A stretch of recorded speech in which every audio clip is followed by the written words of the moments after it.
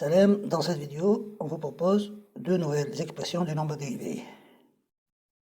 Ces expressions découlent des expressions qu'on connaît, donc c'est pas vraiment quelque chose de nouveau, mais voilà une simple façon, disons deux simples façons d'exprimer le nombre dérivé autrement.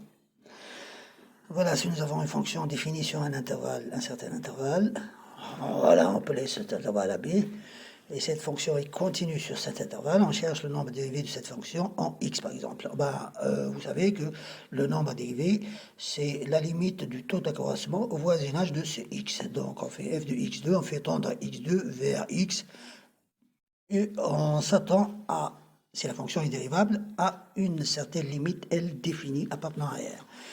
Donc, à partir de cette définition, on peut écrire, vous savez que pour n'importe quel de réel appartenant à R, on peut écrire que x2 sur x est égal à une certaine valeur A appartenant à R. Donc x2 est égal à A fois x. Donc on change le x2 par son expression, et ça devient f de ax moins f de x sur ax moins ax moins x. Donc ça nous donne ça.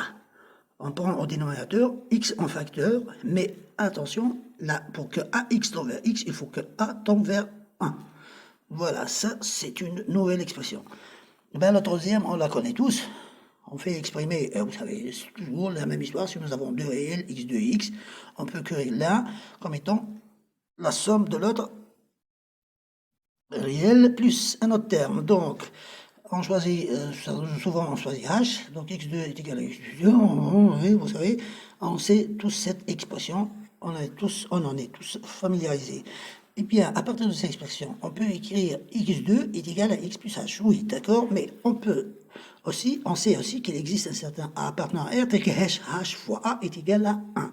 Donc, h est égal à 1 sur a, donc on change le h par son expression, qu'est-ce qui nous donne f de x2 est égal à x plus 1 sur a.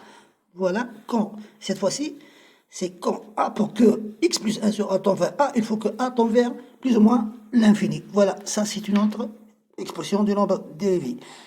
Merci d'avoir vu cette vidéo. Barakallahu fikum. Wassalam.